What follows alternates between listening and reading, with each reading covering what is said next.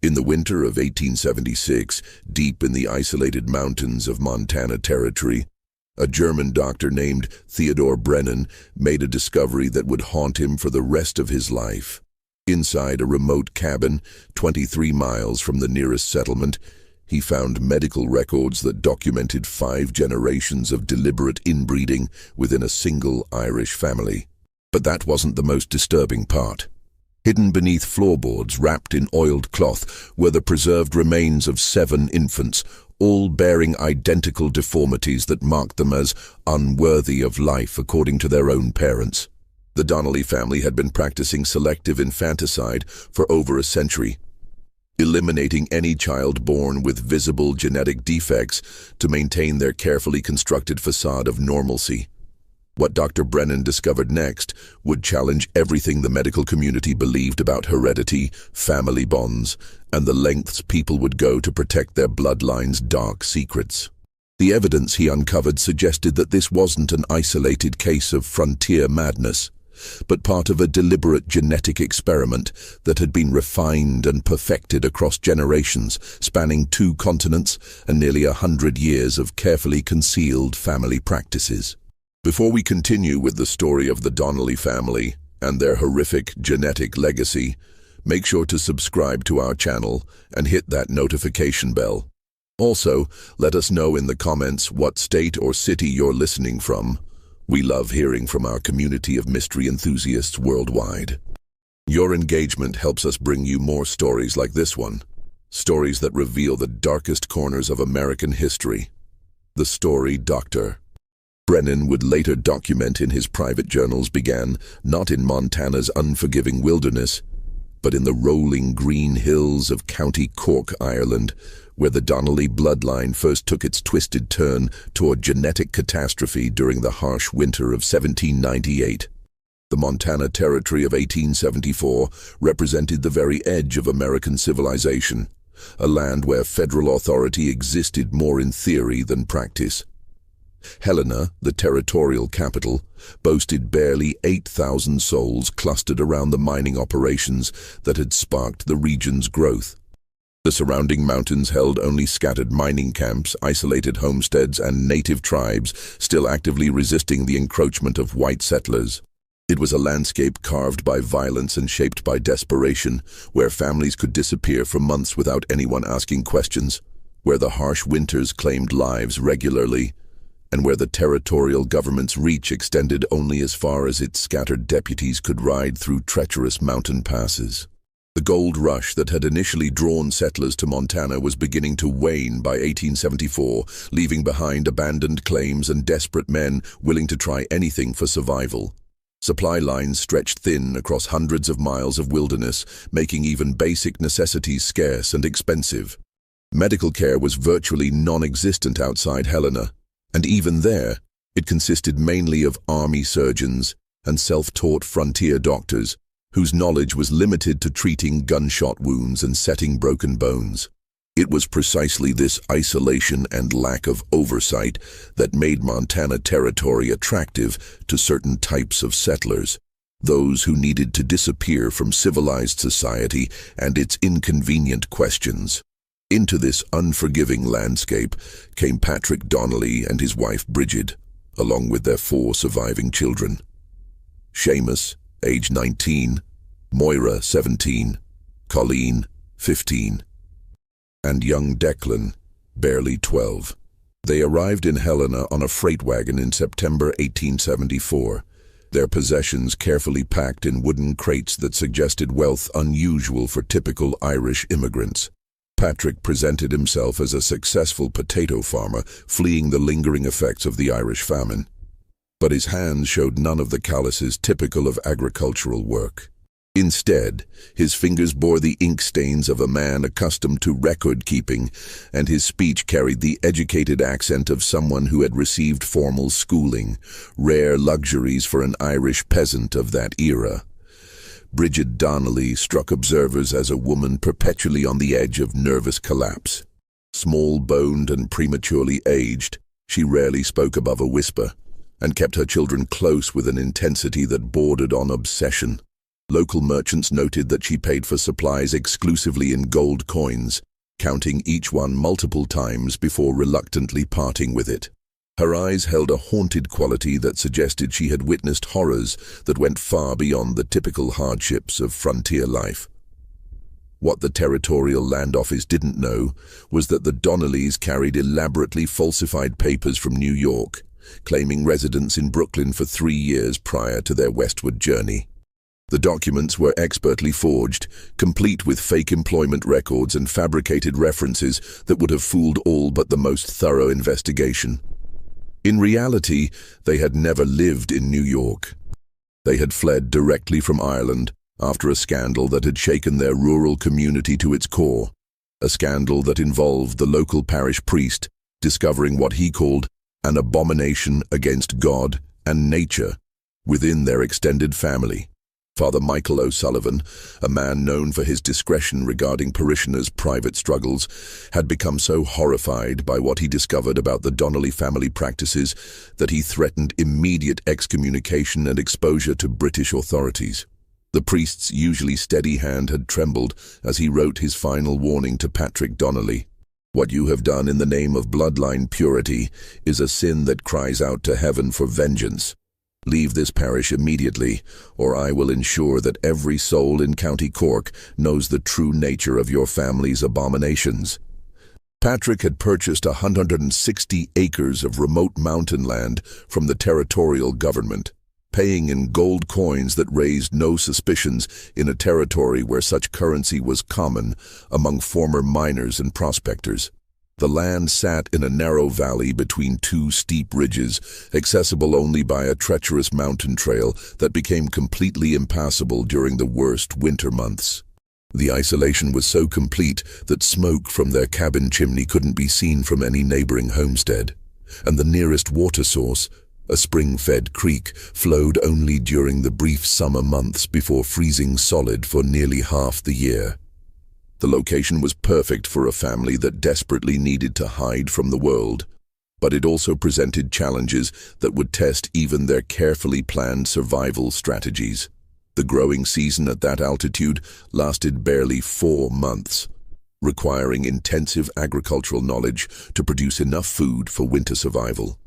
The extreme cold could kill livestock in a single night if proper precautions weren't taken, and the psychological pressure of complete isolation for 6 months of every year had driven many frontier families to madness or suicide.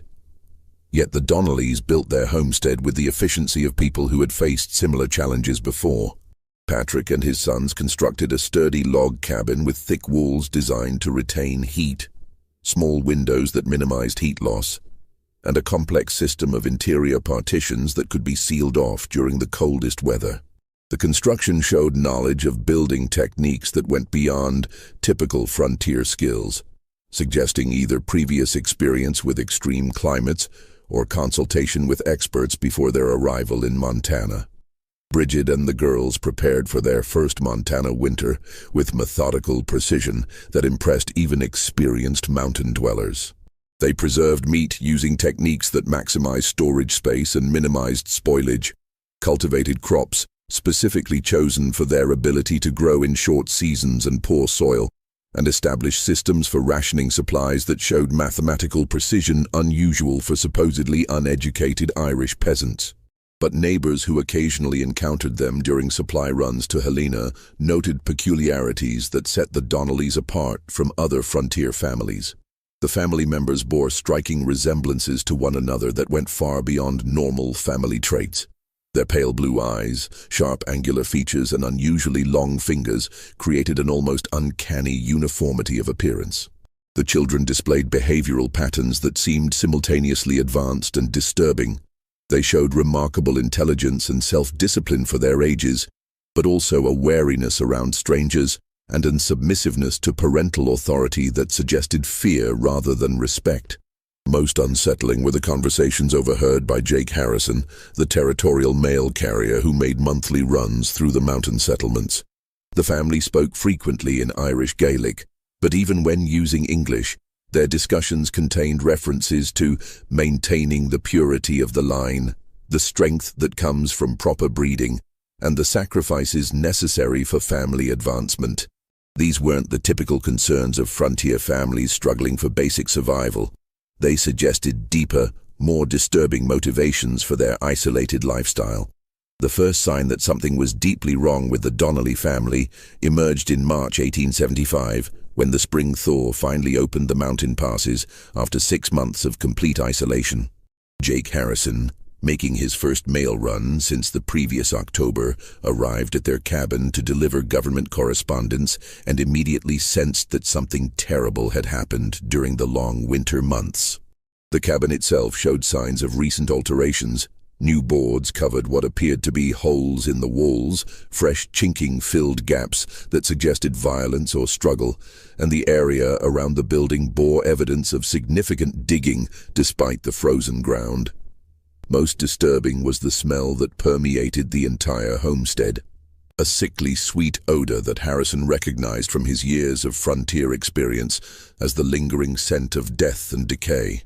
Bridget Donnelly met him at the door, her appearance so dramatically changed that Harrison initially didn't recognize her. The woman who had arrived in Montana just 6 months earlier as a nervous but relatively healthy frontier wife now looked haggard and hollow-eyed, her hands trembling with what appeared to be chronic anxiety. Her clothing hung loose on a frame that had lost significant weight, and her hair had gone prematurely gray at the temples.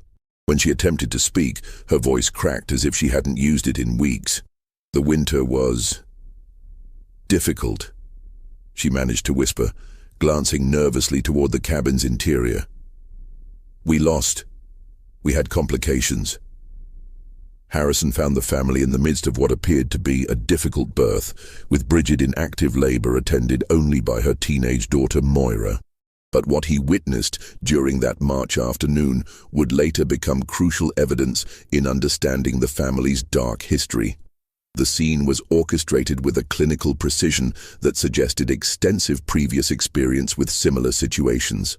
The infant that emerged was clearly malformed. Its spine curved in an unnatural S-shape, its left arm ending in a clubbed hand with only 3 fingers, and its head disproportionately large, with a pronounced sloping forehead that indicated severe developmental abnormalities. The child's breathing was labored, and its cries had a weak, mewling quality that suggested internal complications beyond the visible deformities. But what disturbed Harrison most was the family's reaction to this obviously suffering infant. Rather than the grief, concern, or frantic efforts to help that he expected from parents facing such a tragedy, he observed what he later described as cold, calculated assessment in their eyes. Patrick and Bridget exchanged meaningful glances while speaking to each other in rapid Irish Gaelic that Harrison couldn't understand. Their tone suggested not surprise or anguish, but rather discussion of predetermined procedures for handling a familiar situation. "The child won't survive the week," Patrick announced with clinical detachment, though the infant's breathing appeared relatively strong, and its cries, while weak, suggested basic vitality. "The mountain air is too harsh for one so delicate. It's God's mercy, really. Better to take them young than let them suffer." Harrison offered to ride immediately to Helena for a doctor, emphasizing that even severely deformed infants sometimes survived with proper medical care. But Patrick firmly refused, his pale blue eyes growing hard, with an authority that brooked no argument. "We know how to handle our own troubles," he said, placing a possessive hand on his wife's shoulder. "It's the Lord's will that some children aren't meant for this world. Interfering with divine judgment would be a sin against nature itself." The religious justification struck Harrison as rehearsed, as if Patrick had delivered similar explanations many times before. There was also an underlying threat in his tone that suggested serious consequences for anyone who might interfere with the family's private handling of the situation. Seamus and young Declan, who had been working outside during the birth, returned to the cabin with expressions that showed no surprise at finding their mother in labor or their newest sibling obviously deformed, suggesting this wasn't the first such birth they had witnessed. When Harrison returned 2 weeks later with routine mail delivery, the infant was gone. Bridget met him at the door with red-rimmed but completely dry eyes, the look of someone who had exhausted their capacity for grief rather than someone experiencing fresh loss. "Lost the baby 3 days after you left," she reported in a voice devoid of emotion. "Buried him behind the cabin next to the others. The weak don't survive out here, and it's better that way." Her phrase, "next to the others," sent chills through Harrison's spine. Behind the cabin, he now noticed for the first time, stood a row of small wooden crosses marking fresh-turned earth. He counted 4 graves, all too small for adult burials, all marked with crude dates spanning the past 8 months. The implications were staggering.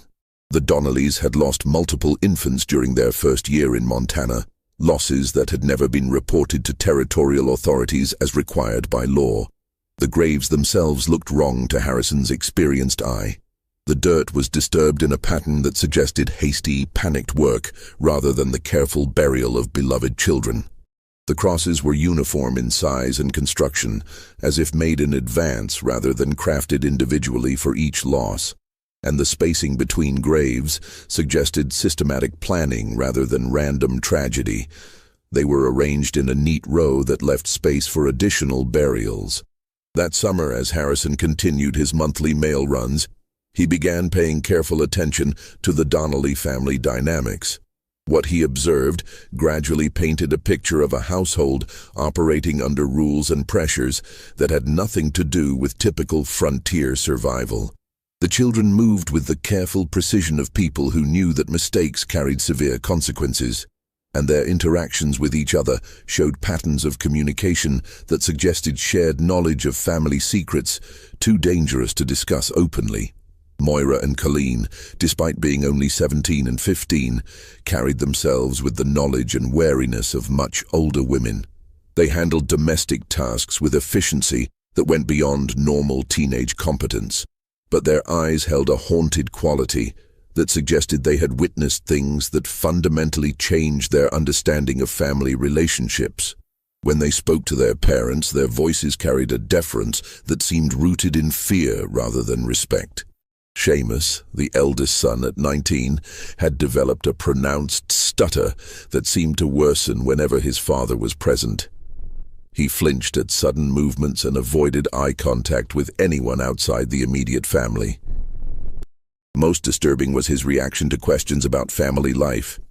He would begin to respond normally, then catch himself and fall silent, as if remembering consequences for revealing family information. Young Declan appeared the most normal of the children, but Harrison caught him once, staring at the small cemetery behind the cabin with an expression of terror rather than sadness. When asked about his deceased siblings, the boy had responded, "Sometimes babies aren't right, and Father says God doesn't want them to suffer. But sometimes I think maybe God didn't decide."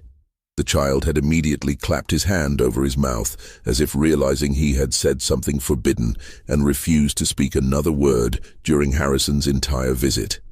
Most disturbing were the conversations Harrison sometimes overheard when approaching the cabin quietly through the forest.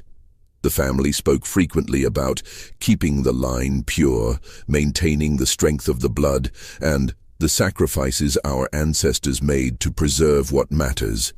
They used Irish phrases that Harrison couldn't translate, but the tone suggested rituals or traditions that went far beyond normal family customs. There were references to the others back home, what happened to the weak ones, and most chillingly, discussions of which children show the signs and how to handle the imperfect ones. These conversations painted a picture of a family operating according to beliefs and practices that predated their arrival in Montana by many years, possibly generations. The isolated mountain homestead wasn't just a refuge from civilization. It was a carefully chosen location where the family could continue traditions that would be impossible to maintain under the scrutiny of normal community life.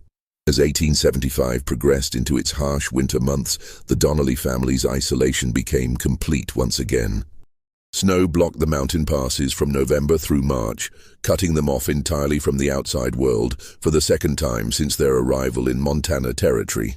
But it was during this second period of isolation that the true nature of their genetic legacy began to manifest in ways that would eventually draw the attention of territorial authorities and shock even the frontier's hardened residents. Dr.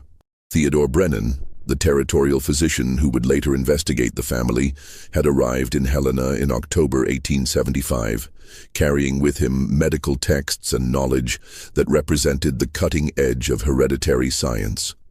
A graduate of the University of Vienna, with additional training in Berlin and Edinburgh, Brennan had studied under physicians who were just beginning to understand the mechanisms of genetic inheritance. His medical library contained works by Francis Galton and other pioneers of what would later become known as genetics, giving him knowledge that wouldn't become common medical understanding for decades to come. Brennan had come to Montana Territory not for adventure or profit, but to escape a professional scandal in Europe.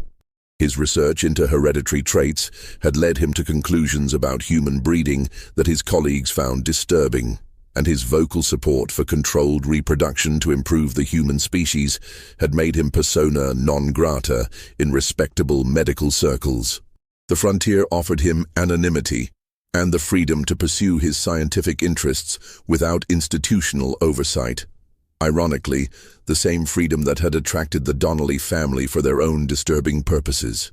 During the winter of 1875-1876, Brennan received his first hint that something was seriously amiss in the mountain valleys when Jake Harrison arrived at his Helena office in February, having risked the dangerous winter trail to seek medical consultation. Harrison described phenomena that defied his 8 years of experience in the Montana wilderness. Strange lights seen coming from the Donnelly cabin at odd hours of the night, smoke patterns that suggested fires being burned at unusual times and temperatures, and most disturbing of all, sounds that carried across the frozen landscape during the still winter nights. "Doctor," Harrison said, his weathered face creased with worry and confusion, "I've been carrying mail through these mountains for 8 years. I know the difference between normal frontier hardship and something genuinely wrong. What I'm hearing from that cabin in the dead of winter, it's not the sound of people dealing with ordinary troubles. There's crying that goes on for hours, then stops so suddenly it's like someone threw a switch. And there's singing, if you can call it that doesn't sound quite human. The melody is wrong, like it's meant for voices that don't work the same way ours do." Harrison also reported visual phenomena that troubled his practical frontier sensibilities. The Donnelly cabin showed lights burning at times when fuel conservation should have been critical for winter survival. The patterns of illumination suggested activities requiring sustained light during the darkest hours of night, activities that didn't match normal family routines. Most disturbing were the occasions when Harrison glimpsed figures moving outside the cabin during blizzard conditions that should have made outdoor activity impossible. Figures that seemed unusually tall or moved with gaits that didn't look entirely human in the shifting snow and shadows. Brennan's medical instincts were immediately aroused by Harrison's descriptions, but the winter weather made any journey to the Donnelly homestead absolutely impossible.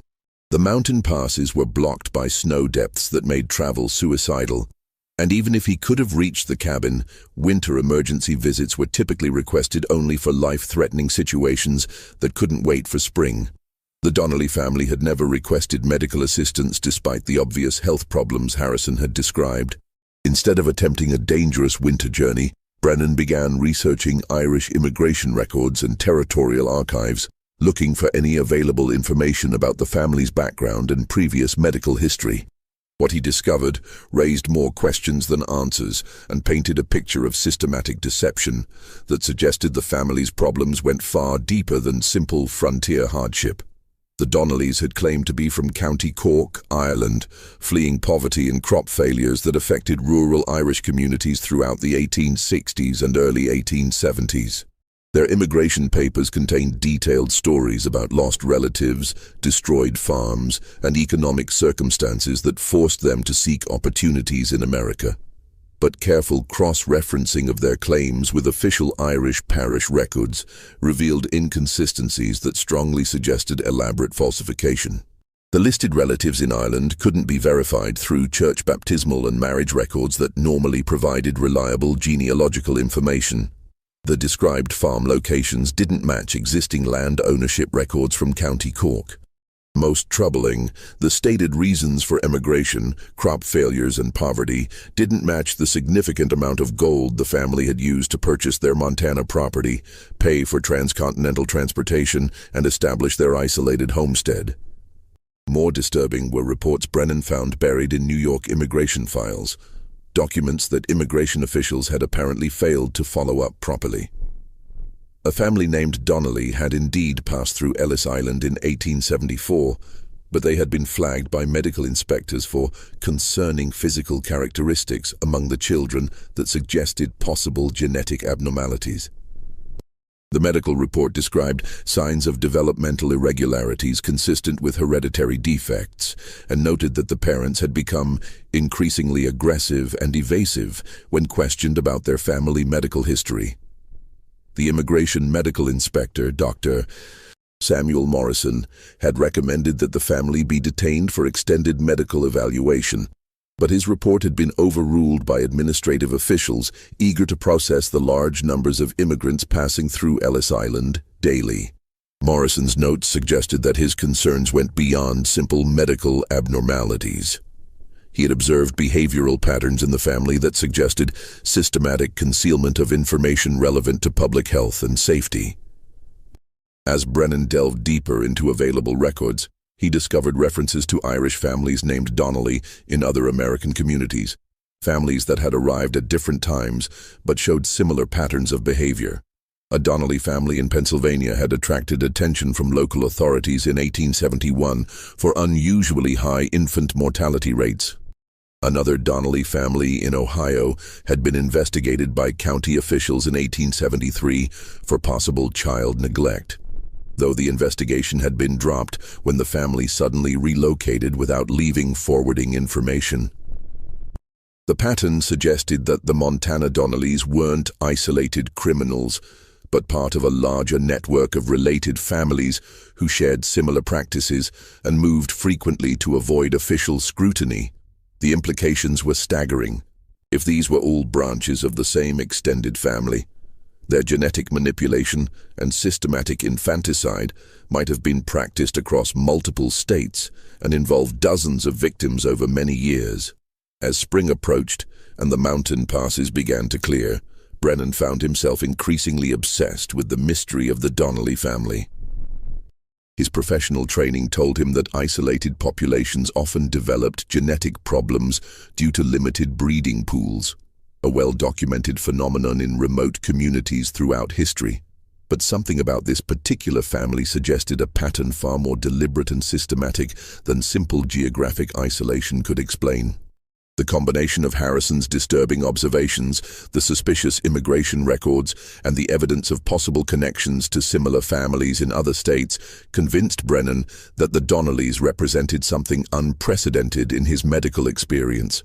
A family that had deliberately chosen to pursue genetic experimentation on themselves, regardless of the consequences for their children or the broader community.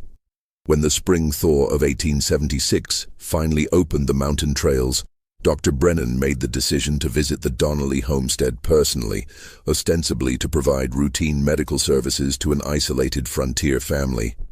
What he found there would fundamentally change his understanding of human nature, genetic science, and the lengths to which people would go to preserve family secrets that spanned multiple generations. The journey to the Donnelly cabin required a full day of difficult travel through terrain that seemed deliberately chosen for its inaccessibility. The trail wound through dense forests, across unstable creek beds, and up steep mountain slopes that would have challenged even experienced horsemen. The isolation was so complete that Brennan encountered no other travelers, no signs of other homesteads, and no evidence that anyone else had used the trail in months. The cabin itself appeared deceptively normal from the outside, well-built, well-maintained, with signs of careful farming and successful animal husbandry that suggested a family adapting well to frontier life. The immediate surroundings showed evidence of hard work and intelligent land use. carefully tended vegetable gardens, efficient livestock shelters, and water management systems that demonstrated sophisticated agricultural knowledge.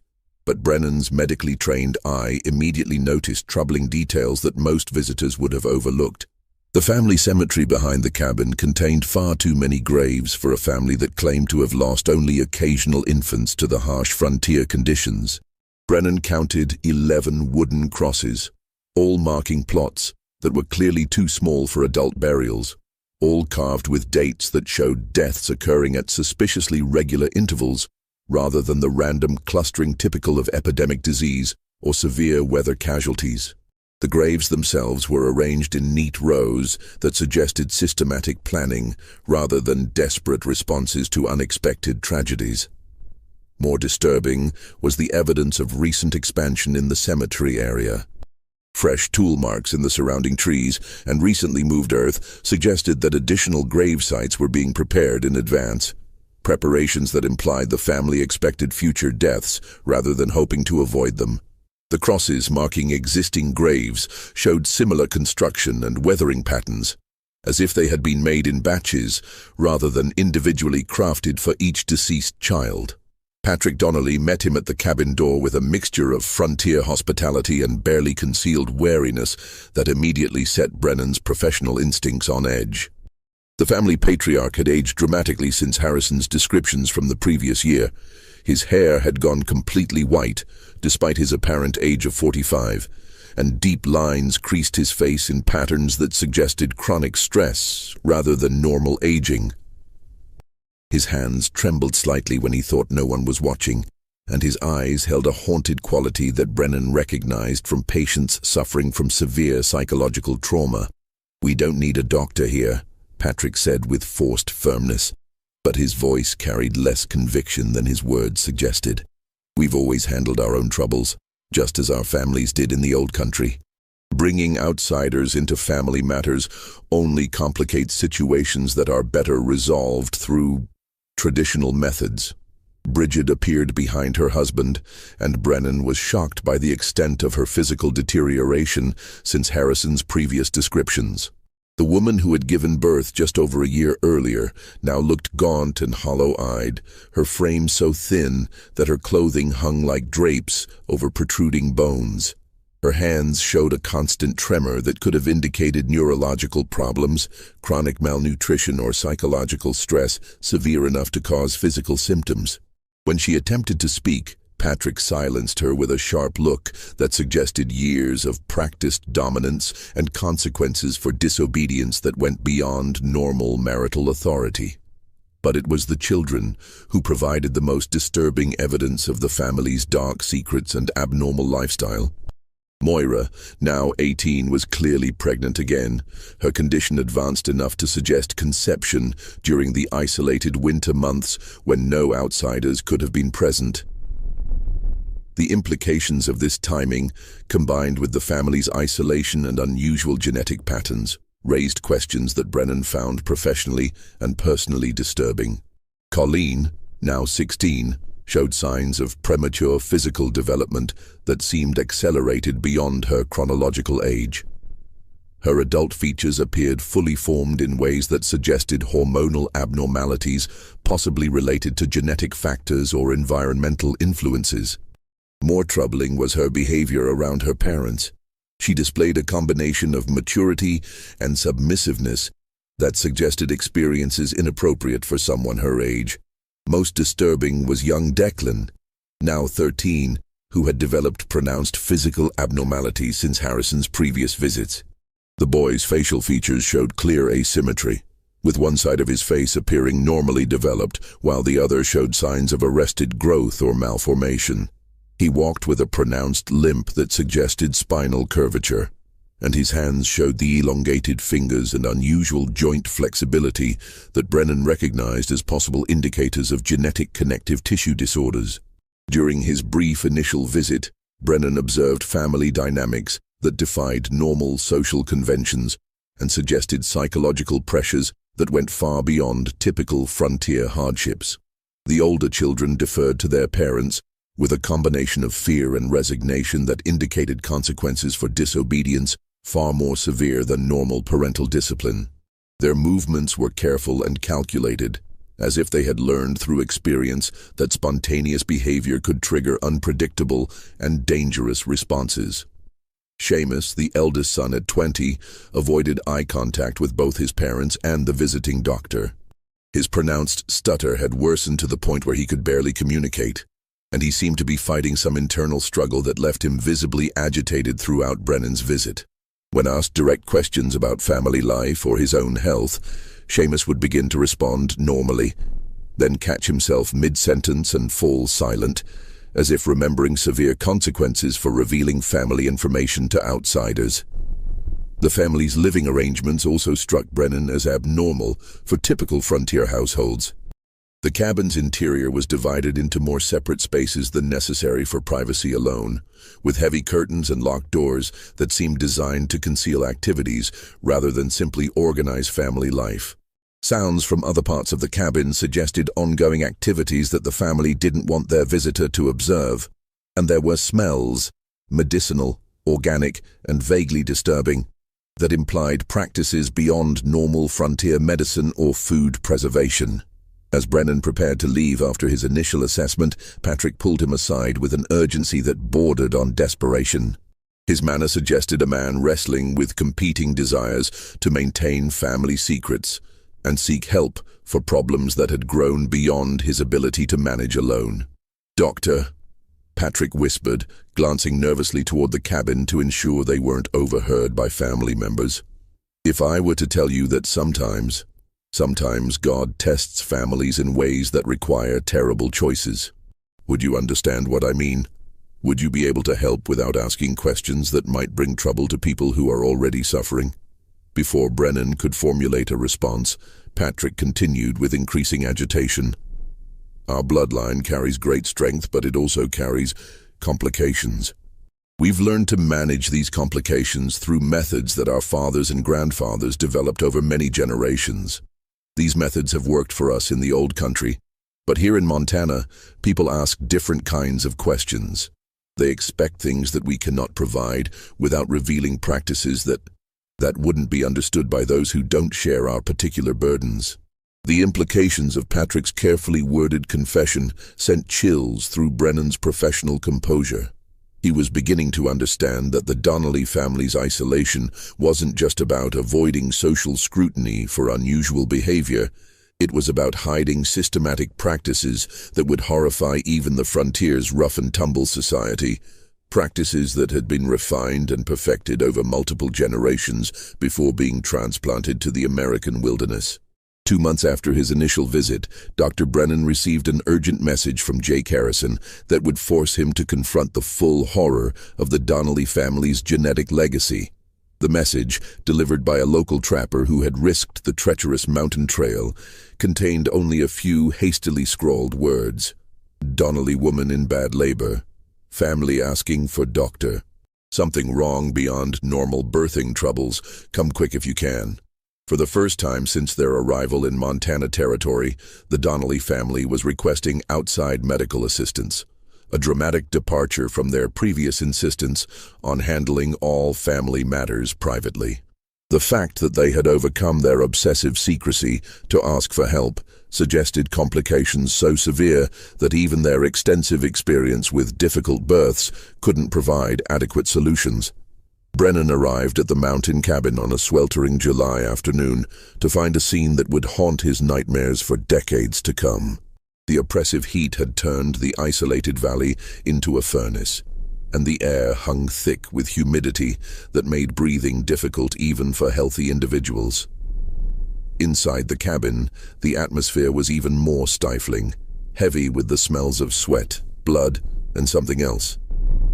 A sickly sweet odor that Brennan couldn't immediately identify, but that triggered his instincts as deeply wrong. Moira Donnelly lay in the cabin's back room, her labor complicated by factors that became immediately apparent to Brennan's trained eye. The young woman was giving birth to twins, but these weren't ordinary multiple births. The infants were conjoined at the torso and appeared to share major internal organs, a condition that Brennan knew was almost always fatal in an era before advanced surgical intervention. But what shocked him most wasn't the medical complexity of the situation, but rather the family's reaction to this obviously catastrophic development.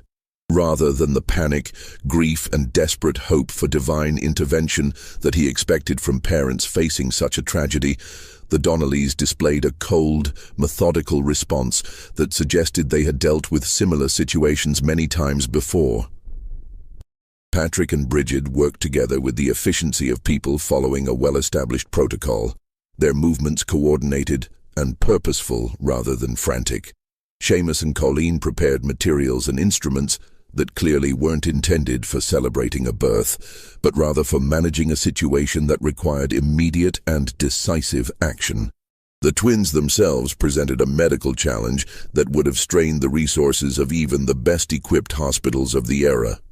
They shared not only external tissue connections, but appeared to have integrated cardiovascular and nervous systems that made separation impossible with 1876 medical technology. One infant was clearly stronger than the other, but both showed signs of vitality that suggested they might survive for days or even weeks if provided with appropriate supportive care. "Doctor," Patrick said with clinical detachment that chilled Brennan's blood, "we need you to tell us honestly whether they can be separated. Whether there's any medical procedure that might allow one of them to survive as a normal child." As Brennan began his examination of the conjoined twins, he noticed something that made his blood run cold.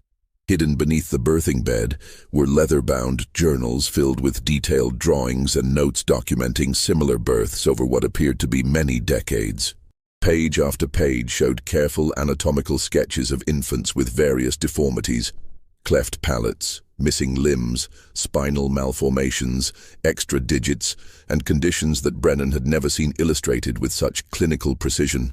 Each drawing was annotated with notes in Irish Gaelic and English, dated entries that spanned several decades and multiple geographic locations. Some entries included detailed descriptions of remedial measures taken to address these genetic complications, using terminology that suggested medical knowledge far beyond what typical frontier families would possess. The dates and locations of the documented births created a pattern that traced the family's movements across Ireland and America over more than 50 years. Most disturbing were the detailed anatomical studies that accompanied each birth record. The illustrations showed not just the external deformities, but also speculative internal anatomy, potential survival prospects, and what the notes euphemistically called quality of life assessments. The clinical language couldn't disguise the fact that these records documented systematic evaluation of newborn infants for traits that the family considered acceptable or unacceptable for survival. Bridget noticed his discovery and spoke for the first time since his arrival, her voice carrying the weight of generations of terrible knowledge. "The bloodline must be kept pure, Doctor. Weakness cannot be allowed to spread and contaminate future generations. Our families learned this truth through hard experience over many generations back in the old country. What looks like cruelty to outsiders is actually mercy, both for the children who would suffer and for the family line that must be preserved." Her words were delivered with the conviction of someone reciting fundamental religious doctrine, but the doctrine she described involved principles of human breeding that violated every standard of medical ethics and human decency that Brennan had learned during his professional training. The Donnelly family wasn't just practicing infanticide. They were conducting systematic genetic experimentation on their own children, using principles of selective breeding that treated human beings as livestock to be improved through careful culling of undesirable traits. The leather journals contained additional evidence that revealed the true scope of the family's genetic manipulation. Hidden within the medical records were genealogical charts that traced the Donnelly bloodline through multiple generations, showing patterns of intermarriage between closely related family members that explained the high frequency of genetic abnormalities among their children. The charts revealed that Patrick and Bridget weren't just husband and wife. They were also first cousins, continuing a pattern of deliberate inbreeding that extended back through 5 generations of carefully planned marriages designed to concentrate what the family believed were superior genetic traits. The genealogical documentation showed that the practice had begun in Ireland during the early 1800s, when Patrick's great-grandfather had become convinced that the Irish people could be improved through selective breeding, similar to the agricultural techniques used to develop superior livestock. The family had justified their systematic inbreeding through a twisted interpretation of biblical genealogies and pseudo-scientific theories about racial superiority that had gained popularity among certain educated classes in Europe during that era. As Brennan continued examining the twins and studying the family's medical records, he realized he was witnessing the culmination of a genetic experiment that had been conducted across multiple generations with complete disregard for the suffering it caused. The conjoined infants struggling for breath in their makeshift cradle represented not a random tragedy, but the inevitable result of decades of systematic genetic manipulation that had finally produced abnormalities too severe to be hidden or rationalized away. Just when we thought we'd seen it all, the horror in the Montana mountains intensifies. If this story is giving you chills, share this video with a friend who loves dark mysteries. Hit that like button to support our content. And don't forget to subscribe to never miss stories like this. Let's discover together what happens next in this disturbing tale of genetic manipulation and family secrets that spans generations of deliberate human experimentation. The immediate crisis of the conjoined twins forced Brennan to make decisions that would haunt his conscience for the rest of his career. The infants were clearly suffering, their shared cardiovascular system struggling to support two separate bodies, their breathing labored and irregular. Medical intervention was impossible with the primitive equipment available in the isolated mountain cabin, but allowing them to suffer without attempting some form of relief violated every principle of medical ethics that Brennan had sworn to uphold. As doctor, Brennan studied the hidden journals through the night while the conjoined twins fought for their lives. The true scope of the Donnelly family's genetic manipulation became terrifyingly clear. The records documented not just 5 generations of selective breeding and systematic infanticide, but a comprehensive program of human experimentation that had been practiced with scientific precision for over a century. The oldest entries, written in faded brown ink and archaic Irish script, described how the original Donnelly patriarch, Fergus Donnelly, had begun the practice in County Cork during the 1790s after consulting with what the journal called learned men who understood the science of bloodlines and the improvement of human stock. These early entries revealed that Fergus had been influenced by agricultural breeding theories that were becoming popular among progressive farmers of the era, men who had achieved remarkable success in developing superior breeds of cattle, horses, and sheep through careful selection and controlled mating. Fergus had become convinced that the same principles could be applied to human reproduction to create what he termed a perfected Irish bloodline that would be superior in intelligence, physical strength, and moral character to the degraded peasant stock that he believed had been weakened by centuries of British oppression and poverty. His initial experiments involved arranging marriages between his own children and their first cousins, justified through careful study of biblical genealogies that seemed to support the practice of close intermarriage within family groups. The early results had seemed to support Fergus's theories. The first generation of deliberately inbred children showed unusual intelligence, striking physical beauty, and what the family interpreted as evidence of genetic superiority. But the records also revealed that even in the first generation, there had been births of severely deformed infants that were quietly eliminated through what the journal euphemistically called merciful release from earthly suffering. As the generations progressed, the genetic experimentation became increasingly systematic and scientifically sophisticated. Each subsequent patriarch had refined the breeding program, introducing new selection criteria and developing increasingly elaborate justifications for eliminating children who failed to meet the family's evolving standards of genetic acceptability. The journals contained detailed discussions of traits considered desirable: pale blue eyes, angular facial features, unusual height, mathematical aptitude, and traits that warranted immediate elimination. Visible physical deformities, mental retardation, and what the family termed behavioral irregularities.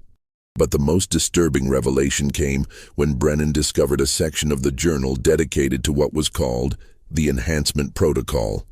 The entries described systematic attempts to accelerate the concentration of desired traits through increasingly close breeding relationships. Patrick's generation represented the culmination of this process. He and Bridget were not just first cousins, but the products of 4 previous generations of deliberate inbreeding designed to maximize the expression of what the family considered superior genetic characteristics. The protocol had achieved its intended results in some respects. The surviving Donnelly family members did indeed show remarkable intelligence, striking physical uniformity, and certain capabilities that set them apart from typical frontier families. But the genetic cost had been catastrophic. The high frequency of severe birth defects, the obvious mental health problems affecting the older children, and the progressive deterioration of the parents all indicated that the family's genetic experiment had reached a point of crisis that threatened their survival as a viable breeding population. "My great-grandfather believed he was creating a superior race," Patrick confessed as Brennan confronted him with the evidence from the journals. He studied the breeding methods used by the finest horse and cattle breeders in Ireland, men who had created animals of exceptional quality through careful selection and controlled mating. He believed that the Irish people had been degraded by centuries of poverty and oppression, and that only through deliberate improvement of our bloodlines could we reclaim our rightful position as a superior people. Patrick's voice carried a mixture of pride and growing doubt as he continued. "For 4 generations the method seemed to work. Our family produced children of exceptional intelligence and beauty, men and women who could have been leaders and innovators if the world had been ready to recognize our superiority. But the cost has been terrible. So many children born wrong. So many who had to be released from lives that would have brought nothing but suffering to themselves and shame to the family line." The genetic reality that Brennan understood from his advanced medical training painted a far different picture than the family's eugenic fantasies. The Donnelly bloodline hadn't been purified and improved through selective breeding. It had been systematically destroyed through the accumulation of recessive genetic traits that produced increasingly severe abnormalities with each generation. The children who survived to adulthood carried hidden genetic damage that would inevitably be expressed in their own offspring, creating a downward spiral of genetic deterioration that could only end in the complete extinction of the family line. The conjoined twins, struggling for breath in their makeshift cradle, represented the ultimate failure of the Donnelly genetic experiment. 5 generations of deliberate inbreeding had not created superior human beings. It had produced increasingly severe deformities that could no longer be hidden, rationalized, or eliminated without arousing the suspicions of a society that was becoming less tolerant of isolated family practices that violated accepted moral and legal standards. As Brennan watched Patrick and Bridget prepare to carry out what they clearly saw as another necessary elimination of genetically unacceptable offspring, he realized he was witnessing the culmination of America's first systematic experiment in human eugenics, an experiment that had been conducted in secret for over a century, leaving a trail of murdered infants and psychologically destroyed family members across 2 continents. The immediate confrontation over the fate of the conjoined twins became a battle not just for the lives of 2 suffering infants, but for the soul of a family that had lost all sense of human decency in pursuit of genetic perfection that existed only in their own twisted imagination. The confrontation between Dr. Brennan and the Donnelly family over the fate of the conjoined twins marked the end of their century-long genetic experiment and the beginning of a reckoning that would expose one of the darkest chapters in the intersection of family secrets, primitive genetic science, and the American frontier's tolerance for isolated communities operating beyond the reach of civilized oversight. Brennan's intervention, backed by his authority as territorial physician and his explicit threat to involve federal marshals if the family harmed the twins, forced the Donnellys to acknowledge that their isolated practices could no longer be sustained in an increasingly connected American society where unusual infant mortality rates and suspicious family dynamics would inevitably attract official attention that could no longer be avoided through geographic isolation alone. The twins survived only 3 days despite Brennan's best efforts to provide supportive care with the primitive medical equipment available in the remote mountain cabin. Their shared cardiovascular system proved unable to sustain life, and they died quietly during the pre-dawn hours of Brennan's 3rd day at the homestead. But their brief existence served as the final, undeniable proof of the devastating consequences of the Donnelly family's genetic manipulation. Consequences that could no longer be hidden from the outside world or rationalized through religious justifications that had become increasingly hollow with each generation of systematic inbreeding. The twins' death provided Brennan with the legal authority he needed to conduct a thorough investigation of the family's practices and medical history. His examination of the 11 small graves behind the cabin, combined with detailed study of the family's medical journals and genealogical records, revealed evidence of systematic infanticide spanning multiple generations and involving at least 23 documented cases of children who had been eliminated for various genetic defects, ranging from visible physical deformities to behavioral TO, rates that the family found unacceptable. Faced with overwhelming evidence and the threat of murder charges that could result in execution under territorial law, Patrick Donnelly finally revealed the full extent of their family history and the systematic genetic experimentation that had consumed 5 generations of his lineage. The practice had begun in Ireland during the early 1800s, when his great-grandfather Fergus had become obsessed with creating what he called a perfect Irish bloodline, through selective breeding techniques adapted from agricultural animal husbandry. The family had justified their actions through a combination of pseudo-scientific theories about human improvement, twisted religious interpretations that portrayed genetic defects as divine punishment for racial impurity, and social Darwinist philosophies that were gaining popularity among certain educated classes during the mid-19th century. They had convinced themselves that eliminating defective offspring was not murder, but rather a form of genetic stewardship that would eventually produce human beings superior to the degraded masses of common people. The psychological toll of maintaining these beliefs and practices across multiple generations had been catastrophic for every member of the family. Patrick himself suffered from chronic anxiety and depression that had worsened dramatically as the genetic consequences of inbreeding became impossible to ignore. Bridget had experienced multiple nervous breakdowns and showed signs of what Brennan recognized as severe post-traumatic stress, resulting from years of participating in the systematic murder of her own children. The surviving children presented a tragic spectrum of psychological and physical damage resulting from both genetic factors and the traumatic environment in which they had been raised. Seamus, the eldest son, suffered a complete mental breakdown when questioned about his role in the family's practices, revealing that he had been forced to participate in the elimination of defective siblings from the age of 12. His profound stutter and inability to maintain eye contact were symptoms of psychological trauma so severe that Brennan doubted he would ever recover sufficiently to function in normal society. Moira and Colleen, both products of the family's systematic inbreeding, showed physical and psychological symptoms that would require years of treatment to address. Both young women had been psychologically conditioned to accept their roles as breeding stock for continuing the family line, and both showed signs of sexual abuse that suggested their father had been preparing them for marriages to their own brothers, the logical continuation of the family's genetic concentration program.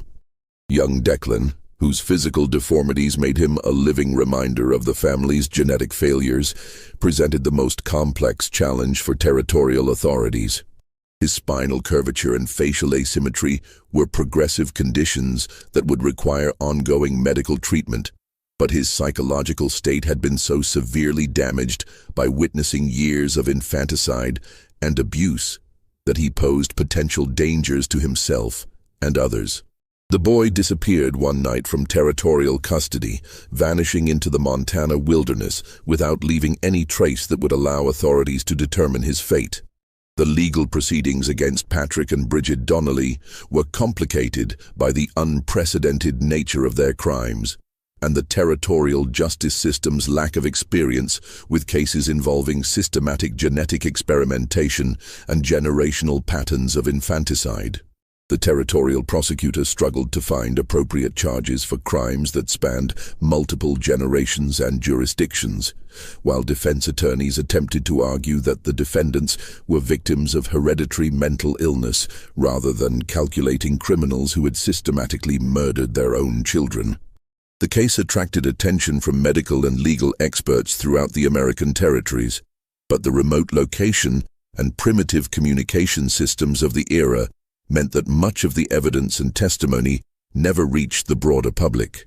Patrick and Bridget Donnelly both died in territorial custody before their cases could come to trial.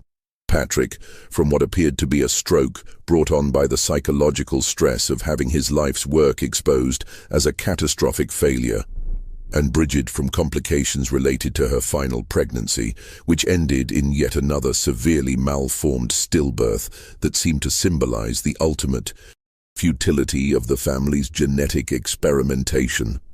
Dr. Brennan's detailed documentation of the case became part of early medical literature on the dangers of consanguineous marriage and the genetic consequences of systematic inbreeding. His professional reports, published in territorial medical journals and later in national medical publications, provided some of the first systematic evidence of the relationship between close family intermarriage and increased rates of genetic abnormalities in offspring. However, he never published the full details of what he had discovered, including the systematic infanticide and psychological abuse that had characterized the Donnelly family's practices. Brennan's private journals, discovered after his death in 1923, revealed his lifelong struggle to understand how human beings could systematically eliminate their own children in pursuit of genetic perfection that existed only in their own twisted imagination. His notes described recurring nightmares about the conjoined twins and persistent guilt about his inability to save the children who had been murdered before his intervention could protect them.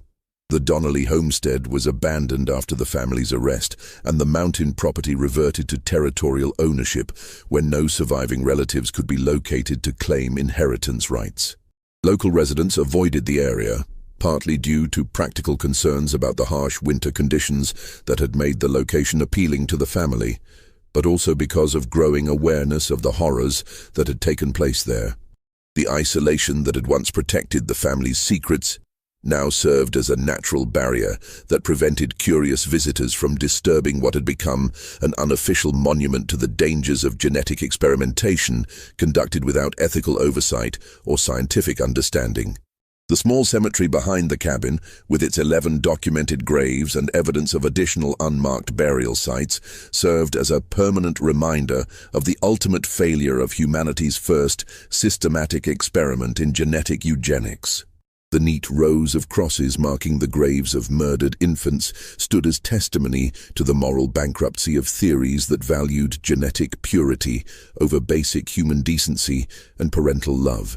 In the decades following the exposure of the Donnelly family's practices, similar cases began to emerge in other isolated American communities, suggesting that the Montana family had not been unique in their experimentation with human breeding techniques.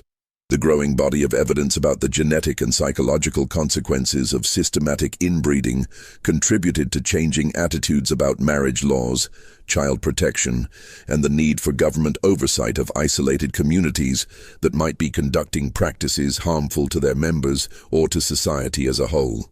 The legacy of the Donnelly family's genetic experiment extended far beyond their own tragic story. Their case provided early evidence for genetic theories that would later become fundamental to modern understanding of heredity, while their systematic infanticide practices contributed to evolving legal and ethical standards for child protection that would eventually make such family-based eugenics programs impossible to sustain in American society.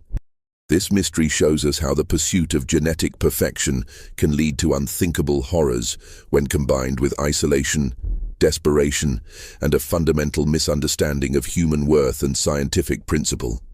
The Donnelly family's century-long experiment in selective breeding represents one of the darkest chapters in the intersection of family secrets, primitive genetic science, and the American frontier's tolerance for communities that operated beyond the boundaries of civilized moral standards. Their story serves as a permanent warning about the dangers of treating human beings as experimental subjects in pursuit of theoretical improvements that exist only in the minds of those who have lost all sense of basic human decency and parental love. What do you think of this story? Do you believe everything was revealed about the Donnelly family's practices?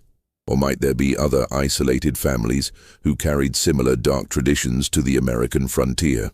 Could such systematic genetic experimentation have been conducted in other remote locations without detection by authorities who lacked the resources and communication systems necessary to monitor isolated communities effectively? Leave your comment below with your thoughts about this disturbing chapter in American history. If you enjoyed this tale and want more horror stories like this, subscribe, hit the notification bell, and share with someone who loves mysteries that challenge our understanding of human nature and the lengths people will go to pursue their twisted vision of genetic perfection. See you in the next video.